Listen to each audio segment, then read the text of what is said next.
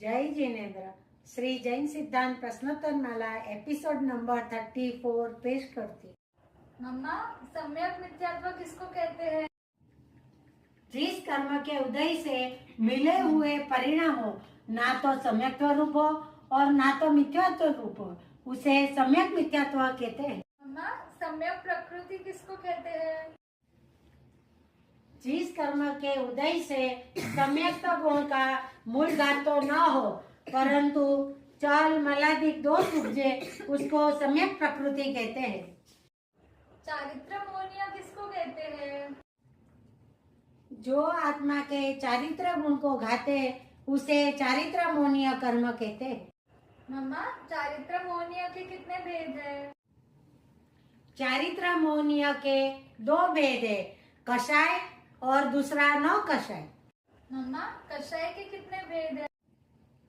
कषाय के 16 भेद है। अनंतानुबंधी, क्रोध, मान, माया, लोभ, अप्रत्याख्यानावरणीय, क्रोध, मान, माया, लोभ, प्रत्याख्यानावरणीय, क्रोध, मान, माया, लोभ और संज्वलन, क्रोध, मान, माया, लोभ।